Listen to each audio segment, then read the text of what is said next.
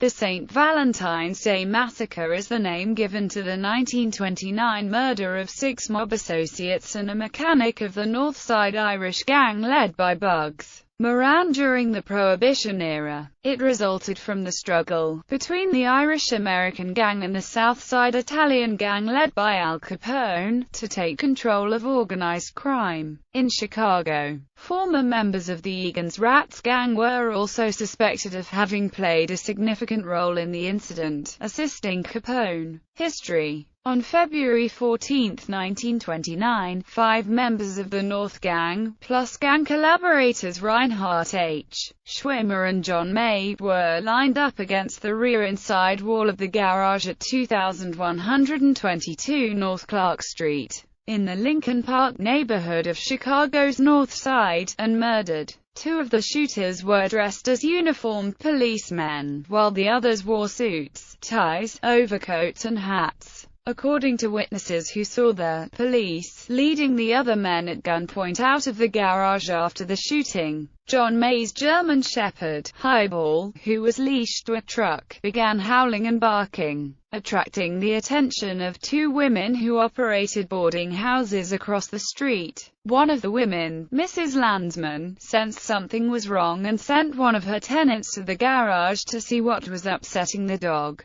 The woman ran out, sickened at the sight. Frank Gusenberg was still alive after the killers left the scene and was rushed to the hospital shortly after real police officers arrived at the scene. When the doctors had Gusenberg stabilized, police tried to question him, but when asked who shot him, he replied, "No one shot me," despite having sustained 14 bullet wounds. George Bugs Moran was the boss of the long-established North Side Gang, formerly headed by Dion O'Banion, who was murdered by 4 gunmen 5 years earlier in his flower shop on North State Street. Everyone who had taken command of the North Siders since O'Banion's rule had begun had been murdered, supposedly by various members or associates of the Capone organization. This massacre was allegedly planned by the Capone mob in retaliation for an unsuccessful attempt by Frank Gusenberg and his brother Peter to murder Jack McGurn earlier in the year, and for the North Side Gang's complicity in the murders of Pasqualino, Patsy, Lolita and Antonio, the Scourge Lombardo. Both had been presidents of the Union Sicilian, the local mafia, and close associates of Capone. Bugs Moran's muscling in on a Capone-run dog track in the Chicago suburbs. His takeover of several Capone-owned saloons that he insisted were in his territory,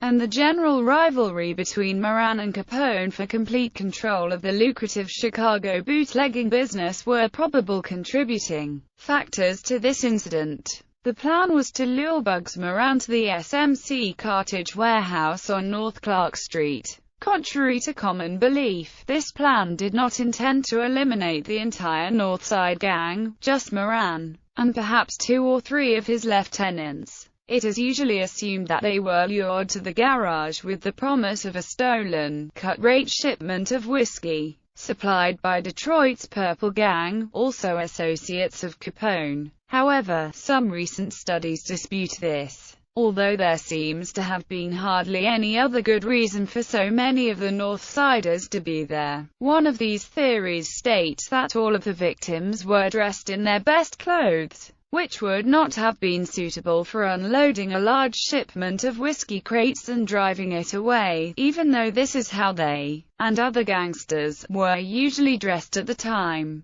The Gusenberg brothers were also supposed to drive 2 empty trucks to Detroit that day to pick up 2 loads of stolen Canadian whiskey. On St. Valentine's Day, most of the Moran gang had already arrived at the warehouse by approximately 10:30 a.m. Moran was not there, having left his Parkway Hotel apartment late. As Moran and one of his men, Ted Newberry, approached the rear of the warehouse from a side street, they saw the police car pull up. They immediately turned and retraced their steps, going to a nearby coffee shop. On the way, they ran into another gang member, Henry Gusenberg, and warned him away from the place. A fourth gang member, Willie Marks, was also on his way to the garage when he spotted the police car. Ducking into a doorway, he jotted down the license number before leaving the neighborhood. Capone's lookouts likely mistook one of Moran's men for Moran himself, probably Albert Weinshank, who was the same height and build.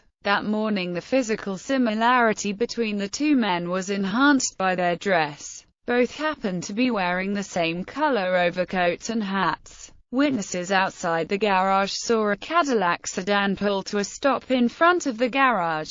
4 men, 2 dressed in police uniform, emerged and walked inside. The 2 fake police officers, carrying shotguns, entered the rear portion of the garage and found members of Moran's gang and 2 gang collaborators, Reinhard Schwimmer and John May, who was fixing one of the trucks. The police officers then ordered the men to line up against the wall. The 2 police officers then signaled to the pair in civilian clothes who had accompanied them. 2 of the killers opened fire with Tommy guns, one containing a 20-round box magazine and the other a 50-round drum. They were thorough, spraying their victims left and right, even continuing to fire after all 7 had hit the floor. The 7 men were ripped apart in the volley, and 2 shotgun blasts afterward all but obliterated the faces of John May and James Clark. According to the coroner's report, to give the appearance that everything was under control, the men in street clothes came out with their hands up, prodded by the 2 uniformed police officers. Inside the garage, the only survivors in the warehouse were Highball and Frank Gusenberg. Despite 14 bullet wounds, he was still conscious, but died 3 hours later, refusing to utter a word about the identities of the killers. The Valentine's massacre set off a public outcry that posed a problem for all mob bosses. Victims Peter Gusenberg, a frontline enforcer for the Moran organizations. Frank Gusenberg, the brother of Peter Gusenberg and also an enforcer. Frank was still alive when police first arrived on the scene, despite reportedly having 14 bullets in his body. When questioned by the police and surrounding witness about the shooting, his only response was, "Nobody shot me." He died 3 hours later. Albert Kashelek, Moran's second-in-command. Adam Heyer, the bookkeeper and business manager of the Moran gang. Reinhard Schwimmer, an optician who had abandoned his practice to gamble on horse racing and associate with the Moran gang. Although Schwimmer called himself an optometrist, he was actually an optician and had no medical training. Albert Weinshank, who managed several cleaning and dyeing operations for Moran. His resemblance to Moran, including the clothes he was wearing, is what allegedly set the massacre in motion before Moran actually arrived. John May, an occasional car mechanic for the Moran gang, though not a gang member himself.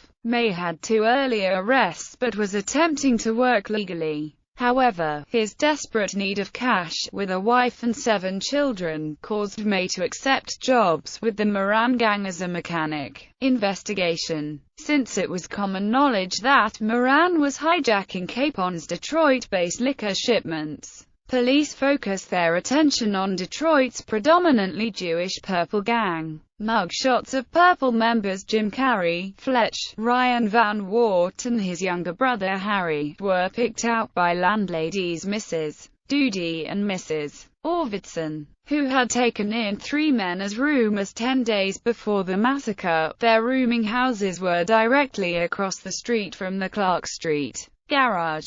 Later, these women wavered in their identification, and Fletcher, Lewis, and Harry Keywell were all questioned and cleared by Chicago police. Nevertheless, the Keywell brothers would remain ensnared in the massacre case for all time. Many also believed what the killers wanted them to believe, that the police did it. It was determined that the car had been used by the killers. The engine number was traced to a Michigan Avenue dealer, who had sold the car to a James Morton of Los Angeles. The garage had been rented by a man calling himself Frank Rogers. who gave his address as 1859 West North Avenue, which happened to be the address of the Circus Café, operated by Claude Maddox, a former Street Louis gangster with ties to the Capone organization, the Purple Gang, and a Street Louis gang called Egan's Rats. Police could not turn up any information about persons named James Morton or Frank Rogers,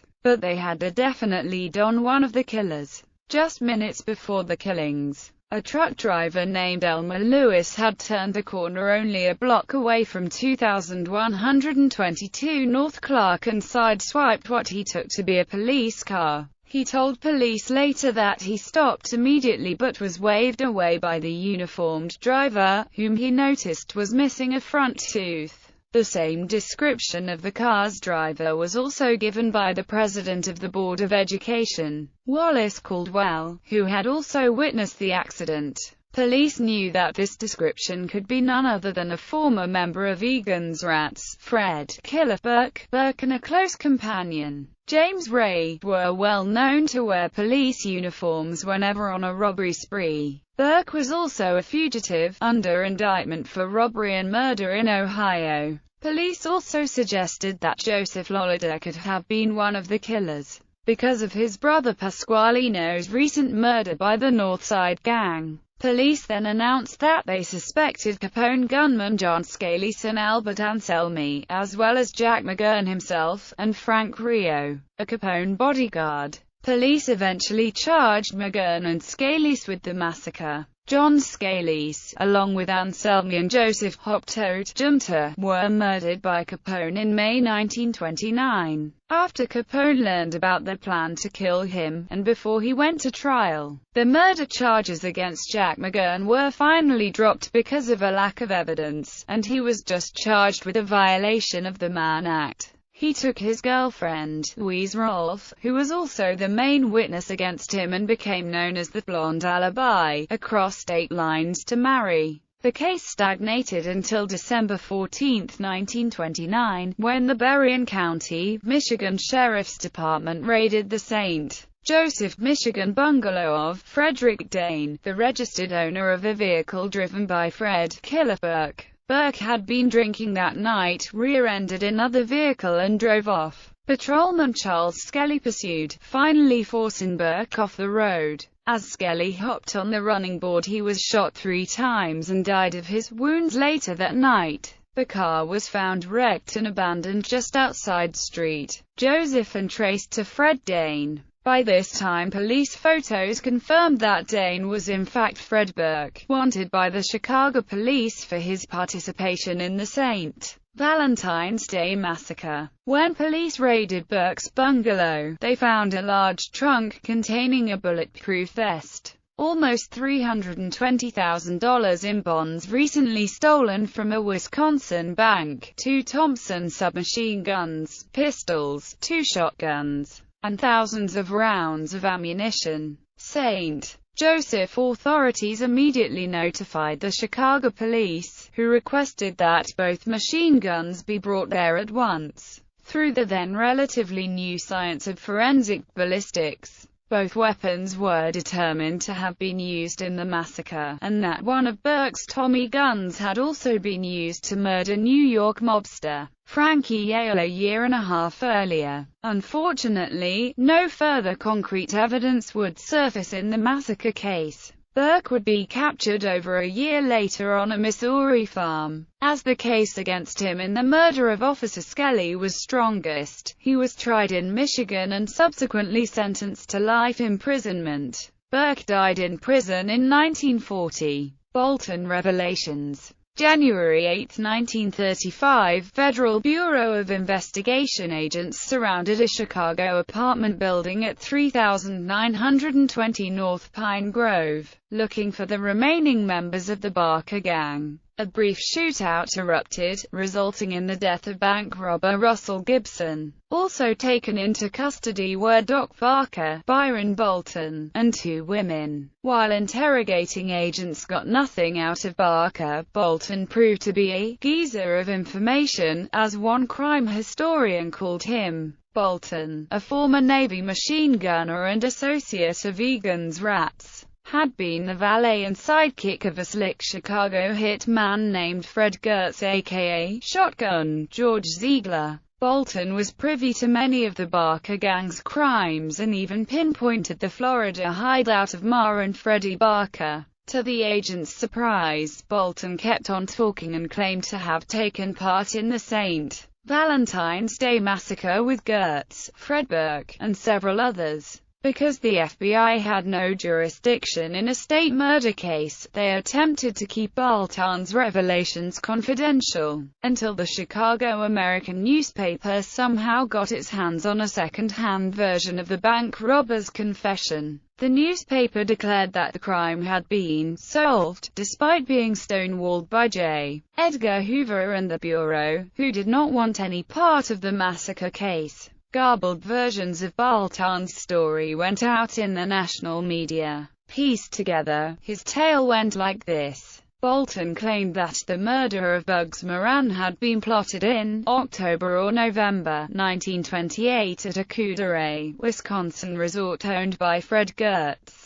Present at this meet were Gertz, Al Capone, Frank Nitti, Fred Burke, Gus Winkler, Louis Campagna, Daniel Saritella, William Puccelli, and Bolton himself. The men stayed 2 or 3 weeks, hunting and fishing when they were not planning the murder of their enemies. Byron Bolton claimed he and Jimmy Moran were charged with watching the SMC Cartage garage and phoning the signal to the killers at the Circus Cafe when Bugs Moran arrived at the meeting. Police had indeed found a letter addressed to Bolton in the lookout nest. Bolton guessed that the actual killers had been Burke, Winkler, Gertz, Bob Kerry, Raymond, Crane Neck, Nugent, and Claude Maddox. Bolton gave an account of the massacre different from the one generally told by historians. He claimed that he saw only plainclothes men exit the Cadillac and go into the garage. This indicates that a second car was used by the killers. One witness, George Britchett, claimed to have seen at least 2 uniformed men exiting a car in the alley and entering the garage through its rear doors. A peerless sedan had been found near a Maywood house owned by Claude Maddox in the days after the massacre, and in one of the pockets was an address book belonging to victim Albert Weinshank. Bolton further indicated he had mistaken one of Moran's men to be Moran, after which he telephoned the signal to the Circus Cafe. When the killers were unexpectedly confronted with 7 men, they simply decided to kill them all and get out fast. Bolton claimed that Capone was furious with him for his mistake and threatened to kill him, only to be dissuaded by Fred Gertz. His claims were corroborated by Gus Winkler's widow, Georgette, in both an official FBI statement and her memoirs, which were published in a 4-part series in a True Detective magazine during the winter of 1935-36. Georgette Winkler revealed that her husband and his friends had formed a special crew used by Capone for high-risk jobs. The mob boss was said to have trusted them implicitly and nicknamed them the American Boys. Byron Bolton's statements were also backed up by William Drury, a maverick Chicago detective who had stayed on the massacre case long after everyone else had given up. Bank robber Alvin Karpus later claimed to have heard second-hand from Ray Nugent about the massacre and that the American Boys were paid a collective salary of $2,000 a week plus bonuses. Karpus also claimed that Capone himself had told him while they were in Alcatraz together that Gertz had been the actual planner of the massacre. Despite Byron Bolton's statements, no action was taken by the FBI. All the men he named, with the exceptions of Bork and Maddox, were all dead by 1935. Bank robber Harvey Bailey would later complain in his 1973 autobiography that he and Fred Burke had been drinking beer in Calumet City at the time of the massacre, and the resulting heat forced him to abandon their bank-robbing ventures. Claude Maddox was questioned fruitlessly by Chicago police, and there the matter lay. Crime historians are still divided on whether or not the American Boys committed the St. Valentine's Day Massacre. Other suspects Over the years, many mobsters, in and out of Chicago, would be named as part of the Valentine's Day hit team. Two prime suspects are Cosa Nostra hitmen John Scalise and Albert Anselmi. Both men were effective killers and are frequently mentioned as possibilities for two of the shooters. In the days after the massacre, Scalise was heard to brag, "I am the most powerful man in Chicago." He had recently been elevated to the position of vice president in the Union Siciliana by its president,